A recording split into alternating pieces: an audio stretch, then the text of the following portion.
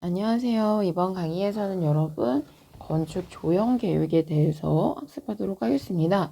조형이라는 것은 건축물의 모양을 만든다라고 생각하시면 돼요. 또는 꾸민다라고 쉽게 생각하시면 그것과 관련된 것들이 있습니다. 예를 들어서 앞에 화면에서 보이는 것처럼 건축물을 이렇게 형상을 만들고 이런 형상을 만들고 색채를 입히는 작업들을 모두 조형이라고 하겠습니다. 자, 그러면 조형이라는 것을 다시 자세하게 보면 시각적이고 공간적인 요소들을 통해 표현하는 것을 의미하며 회화, 디자인, 조각, 건축 등이 포함이 된다라고 했습니다. 자, 조형의 의미를 딱히 물어보진 않고요. 조형의 구성 요소에는 형태는 점이나 선, 면, 입체로 이루어집니다. 형태라는 거는 자세하게 배우겠지만 이루고 있는 형상이라고 생각하시면 돼요. 형상. 자, 그리고 색은 색상, 명도, 채도로 표현될 것이고 재질감, 텍스처가 있습니다. 형태부터 보도록 하겠습니다. 형태는 점, 선, 면, 입체 순서로 커지게 되는데요. 점은 말 그대로 점. 자, 공간에 한 점을 두면 집중 효과가 있다. 이렇게 점이 있으면 그걸 집중해서 보게 되는 집중 효과가 있고요. 자, 많은 점이 근접해 있으면 면으로 지각된다. 점을 계속해서 모으면 면이 된대요. 근데 점이 면이 되기 전에 점을 계속해서 이렇게 모아보면 멀리서 봤을 때 하나의 뭐처럼 보이게 될까요? 선처럼 되겠죠. 그리고 이 선들이 계속해서 모이면 뭐처럼 또 보이나요? 면처럼 보입니다. 그래서 점, 선, 면, 입체 순서로 커진다라는 거. 자, 가까운 거리에 있는 점은 하나의 도형으로 인식될 수 있다. 실제로 점들이 이렇게 떨어져 있는 건데 얘네가 좀 비교적 가까이 있다 보니까 멀리서 봤을 때는 하나의 도형처럼 보일 수도 있다라는 겁니다. 이렇게. 이해되셨죠? 같은 내용이에요. 자, 그러면 점이 모여서 하나의 선이 됐어요. 선은 어느 곳에 위치해 있다라는 거. 길이의 개념을 가지고 있고요. 폭과 깊이는 없습니다. 폭과 깊이는 면이나 입체로 가야 있어요. 이거 잘 봐두시고요. 자, 선의 종류에는 여러 가지가 있어요. 수평선, 수직선, 사선, 곡선, 자유곡선 이렇게 있습니다. 자, 수평선은 여러분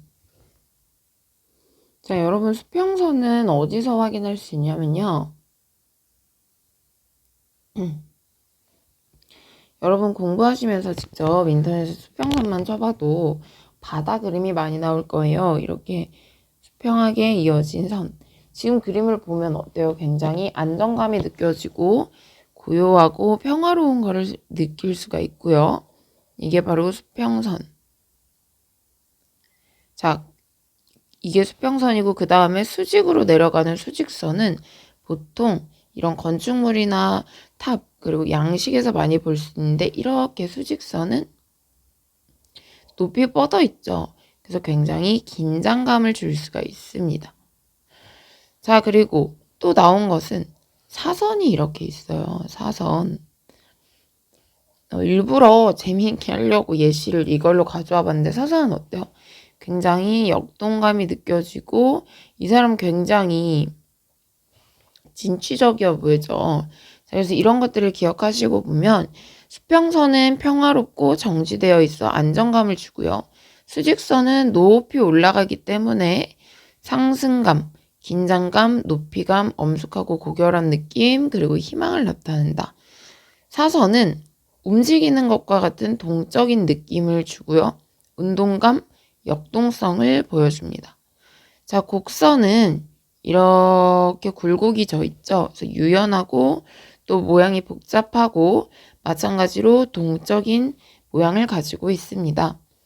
자유곡선은 곡선이지만 일정하지 않고 마음대로 흘러간다라고 해서 자유곡선이기 때문에 자유분방하고 굉장히 감정이 풍부해 보이죠.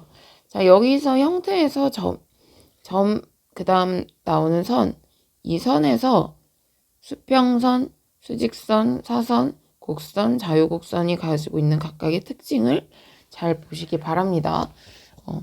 일일이 그냥 외우려고 하지 말고 보이는 느낌을 생각하시면 돼요.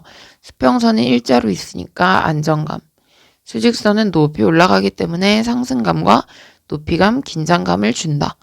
자, 그 다음에 면은 선이 이동하여 생긴다. 아까 점들이 모여서 선이 되고 그 선들이 움직이고 모여서 하나의 면이 된다고 했죠.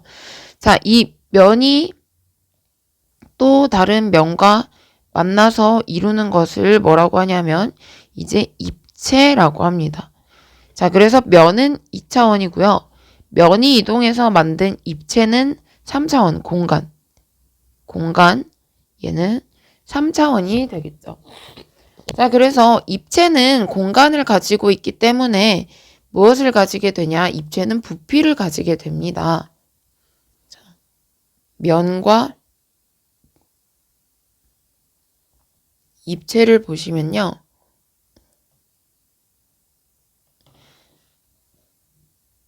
면과 입체를 보면 면은 이렇게 하나의 2차원일 뿐이고요. 이 면들이 모이고 모여서 하나의 입체 공간을 이룬다라고 합니다.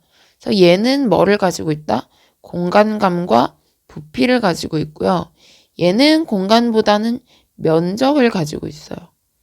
자, 그래서 면은 2차원, 그리고 입체는 3차원, 그리고 면은 면적을 가지고요. 입체는 공간과 부피를 가지게 된다. 자, 그 다음 우리가 방금 형태에서 점, 선, 면, 입체를 살펴봤고요. 이런 점선면 입체를 가지고 형태, 모양을 이루게 되면 거기에 이제 색채를 입히게 되는데 색채의 구성 요소에는 세 가지가 있습니다. 색상, 명도, 채도. 자, 그래서 앞 글자만 따서 우리 색, 명, 채 어떻게 외워주시냐면요. 색깔을 입히면 생명체처럼 생동감이 있어 보인다. 요 순서로 좀 외워줄게요. 자, 색상을 먼저 보도록 하겠습니다. 색상은 크게 유채색과 무채색으로 나뉘어요. 유채색과 무채색으로 나뉘는데요. 유채색과 무채색의 차이는 무예요. 뭐가 있고 없고인데 뭐가 있고 없냐면 채도가 있고 채도가 없습니다. 둘 다 색상과 명도는 가지고 있으나 채도가 있다면 유채색, 채도가 없으면 무채색이에요. 자, 유채색에는 빨강, 파랑 이런 거 흔히 말하는 색을 얘기하고요. 무채색은 흰색, 회색, 검은색 이렇게 얘기를 하게 됩니다. 자, 여러분 이 색상을 보실 때에 색상환, 원셀 표색계에서 색상환을 잘 봐주세요. 자, 5가지가 기본색인데 어떻게 5가지가 기본색이냐면 빨간색, 노란색, 초록색, 녹색, 파란색, 보라색이 5가지 기본색입니다. 여기 선생님이 원셀 표색계 색상환, 색상을 이룬 둥근 환이라고 해서 얘를 좀 가져와 봤어요. 얘는 지금 나눠져 있는데 원래는 기본적으로 이거 빨간색, 레드, 그리고 노란색, 옐로우, 그리고 그린, 초록색, 파란색, 블루, 보라색, 퍼플까지 이렇게 5가지가 기본적인 색입니다. R, Y, G, B, P, RIGBP 이게 5가지가 기본 색이고요. 그 중간에 색깔을 합쳐서 만들면 총 10개의 순색을 만듭니다. 여기 보시면 빨간색과 노란색을 합하면 주황색이 되죠. 그렇게 해서 YR 그리고 노란색과 초록색을 합하면 연두색이 됩니다. 여기 G, Y 연두. 자, 그 다음 파란색과 여기 블루 파란색과 초록색을 합하면 여기 요런 색깔 이게 뭐예요? BG 청록입니다. 청록. 자, 그리고 남색인데 남색이 파란색이 아니에요. 파란색과 보라색을 합하면 여기가 PB 이게 남색이고요. 보라색과 빨간색을 합하면 여기가 자주색 이렇게 RP. 자, 이렇게 해서 색상환에서 총 하나, 둘, 셋, 넷, 다섯, 여섯, 일곱, 여덟, 아홉, 10개의 순색이 있습니다. 다시 따져보면 R, Y, G, B, P의 5가지 색을 기본색으로 하고 얘네를 중간에 섞은 이 색들을 합해서 총 10가지의 순색을 사용한다라는 거. 이게 먼셀 표색계입니다. 10가지인데 중간중간에 또 섞어서 이렇게 계속해서 표현을 할 수가 있겠죠. 자, 그래서 색상의 유채색과 무채색 차이, 그리고 먼셀 표색계에서 5가지 기본 색깔이 있고 걔네를 섞어서 10가지의 순색을 만든다라는 거 봐두시면 되겠습니다. 자, 그 다음에 명도는 명자는 밝을 명자예요. 색이 얼마나 밝고 어두운지를 오타네요. 색의 밝고 어두운 정도를 나타내는 것을 의미합니다. 자, 그래서 물체나 빛의 색이 지니는 밝기에다 체크해 두시고요. 그게 바로 명도입니다. 색을 구별하는 감각적인 요소 중에 하나로 눈이 느끼는 밝기에 따라서 색깔이 다르게 보이게 되는데요.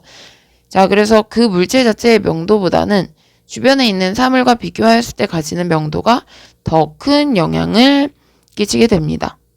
자, 그래서 이를 이용해서 주위 표지판 등을 만들 때 명확히 보이도록 명도 차이가 크게 만듭니다. 이게 무슨 얘기냐면요. 자, 앞에 보시면 표지판 보이죠? 표지판은 주위 표시를 해서 눈에 되게 잘 띄게 만들어야 돼요. 근데 지금 보면 주변에는 노란색과 빨간색이 있고 가운데 검은색이 있죠. 극명하게 명도 차이가 나요. 이렇게 명도 차이를 남으로써 눈에 확 띄게 만들 수 있다라는 겁니다. 자, 그래서 명도는 밝기를 의미한다라는 거. 자, 그래서 여기 보면은 요쪽으로 갈수록 더 밝아지고 밑으로 내려갈수록 어둡죠. 자, 그 다음 채도는 색이 얼마나 선명하고 탁하냐 이런 의미입니다.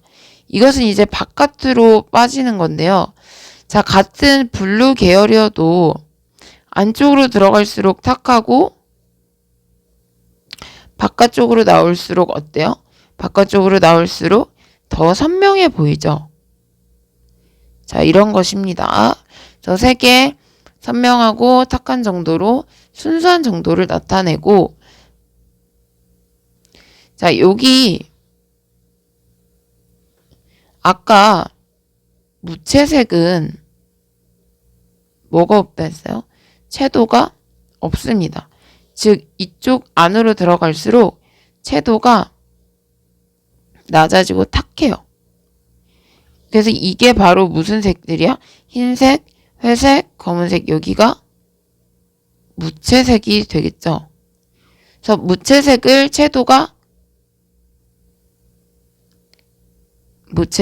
채도가 0이고요. 바깥으로 나가면 순색에 가까워집니다. 여기 아까 얘기했던 이런 순색들. 그쵸? 자, 바깥으로 나가면 순색에 가까워지는데 순색에서 가장 채도가 높을 때를 14로 보게 됩니다. 즉, 이 색상화는 위에서 본 거고 요걸 이렇게 위에서 봤다라는 거예요. 그래서 안으로 들어갈수록 채도가 낮아지고 여기는 무채색이어서 채도가 0이다. 바깥으로 나가면 순색이고 가장 높은 채도를 빨강 채도가 14로 표현이 됩니다. 그래서 보통 채도는 일반적으로 2부터 14까지의 단계로 구분을 할 수가 있습니다. 이해되시나요? 자, 그 다음에 색상 중에서 가산혼합이라는 게 있고 감산혼합이라는 게 있어요. 가산혼합이라는 것은 더하면 더할수록 밝아지고 감산이라는 것은 더하면 더할수록 어두워진다라는 겁니다. 자, 그래서 가산혼합은 이 세 개의 색들을 합하면 합할수록 명도가 높아져요. 그리고 감산혼합은 색류, 말 그대로 물감 같은 색류이기 때문에 얘네는 섞으면 섞을수록 어두워지고 얘네가 다 섞이면 무슨 색이 되냐면 결국엔 우리 여러분 물감 칠해봤을 텐데 모든 것들을 다 섞으면 검은색이 돼요. 그리고 가산혼합은 빛을 쏴서 빛들이 모이면 명도가 높아지고 밝아진다라는 겁니다. 자, 그래서 얘기했죠. 색채의 구성은 크게 세 가지다. 색상, 명도, 채도 해서 생명체라고 외우시면 된다고 했습니다.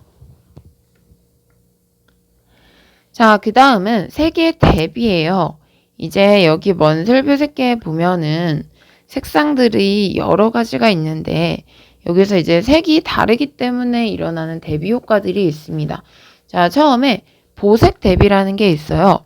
보색 대비라는 것은 보색은 서로 반대쪽에 있는 색으로 이 두 가지의 색을 섞으면 무채색이 됩니다. 그리고 서로의 색상을 방해하지 않고 서로가 더 눈에 띄게 대비될 수 있게 보여줘요.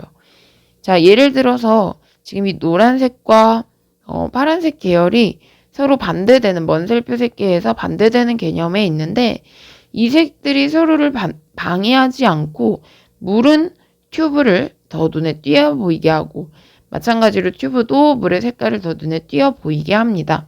그래서 보색 관계인 두 개의 색은 서로의 영향으로 각각의 채도가 더 높아 보이게 하는 효과가 있어요. 자, 그래서 이것처럼 방금 했듯이 노란색과 비교적 반대에 있는 파란색 계열, 얘네는 이렇게 먼슬표 색계에서 반대에 있다 해서 얘네를 보색 관계라고 하고요. 색을 합하면 합할수록 무채색이 되고 같이 있을 때 서로를 방해하지 않고 더 눈에 띄게 돋보이게 해준다. 이게 바로 보색 대비입니다. 자, 그 다음은 한난 대비인데요. 한난 대비에서 한자는 비교적 차가워 보이는 색, 그리고 난자는 비교적 따뜻해 보이는 색입니다. 자, 그래서 얘네 둘이 보시면 이 오렌지 계열의 색은 비교적 차가워 보이고 얘가 비교적 차가워 보이고 따뜻해 보이는데 이러한 경우에 서로가 더 마찬가지로 돋보이게 해준다라는 겁니다. 자, 연변 대비는 다른 말로 경계 대비라고 해요. 자, 두 가지 색의 경계 부분이 이렇게 두 가지 색깔이 합쳐지면서 경계 부분 있죠. 섞여지는 이 경계 부분이 실제보다 강하게 느껴지게 만드는 경우입니다. 자, 그래서 원래는 두 가지 색 중에서 이쪽이 더 어둡고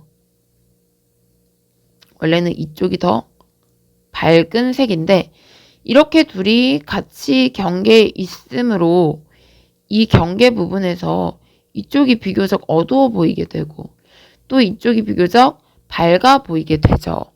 자, 어둡고 밝은 색을 같이 놓으면서 서로를 또 마찬가지로 다르게 보이게 하는 게 바로 연변 대비, 다른 말로 경계 대비라고 할 수가 있습니다.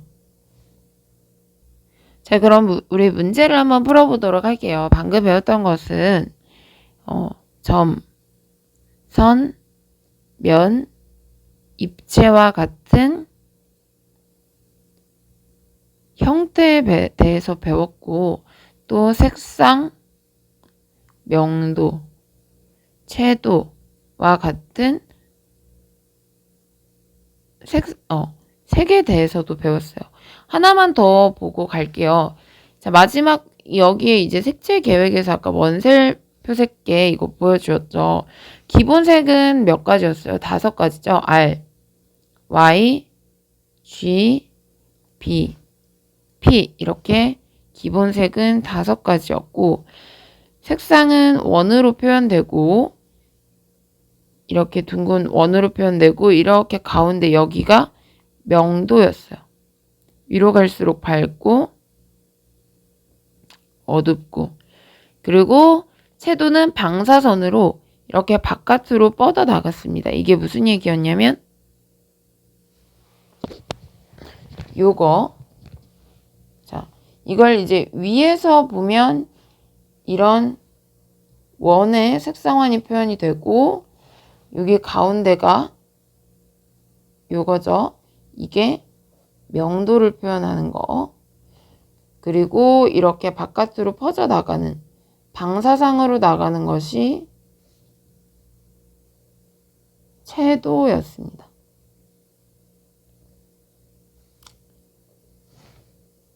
자, 이건 그냥 이해를 하시면 되고요.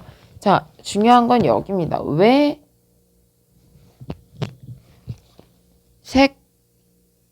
색상, 명도, 채도 순으로 외우라고 했냐면 보통 먼셀 기호로 표시할 때 그 순서가 색상, 명도, 채도예요. 예를 들어서 빨간 순색 얘를 표현을 하려면 어떻게 표현하냐면요. 이렇게 표현을 해요. 앞에 있는 것이 의미하는 게 색상, 빨간색이다. 그리고 얘가 명도, 얘는 명도가 4구나. 그리고 채도, 아까 채도는 2에서 14까지 있다 했으니까 지금 채도가 굉장히 높은 거죠.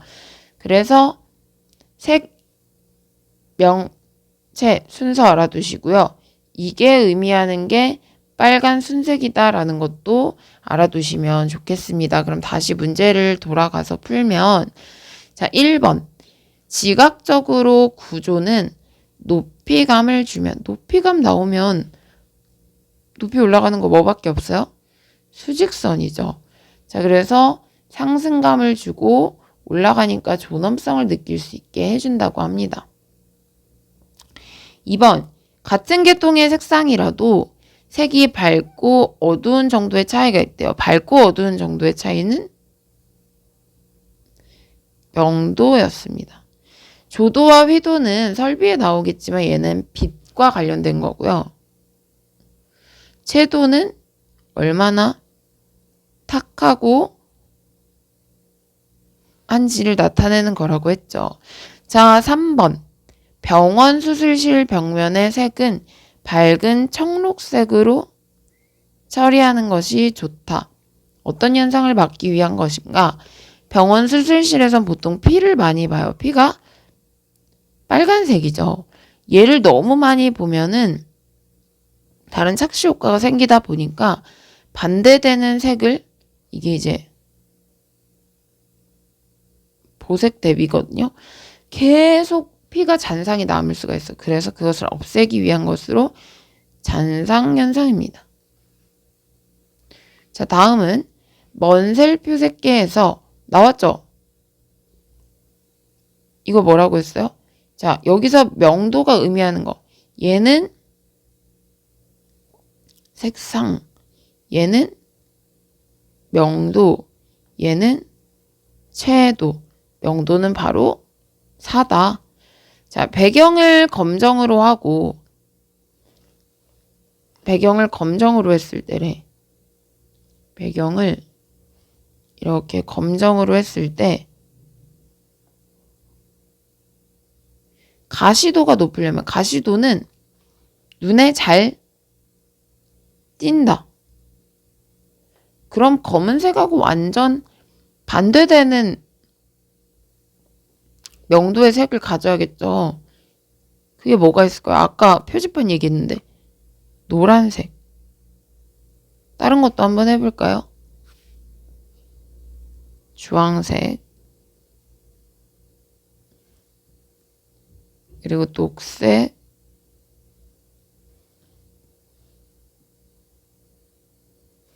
파란색. 다 눈에 다 잘 띈다고 할 수 있겠지만 검은색과 가장 명도가 밝게 차이 나는 것이 바로 노란색이기 때문에 이렇게 눈에 잘 띄게 표시판도 그렇게 만든다고 했었죠. 답은 노란색입니다.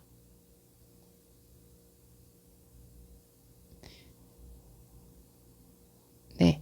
자, 이번 강의에선 여기까지 하고요. 다음 강의에서 원래 조형 계획을 원래 이번에 한 번에 같이 해도 좋은데, 조형 계획의 건축 형태 구성을 다음 강의에서 이어서 따로 학습하도록 하고, 그 다음에도 같이 건축 환경 계획으로 넘어가도록 하겠습니다.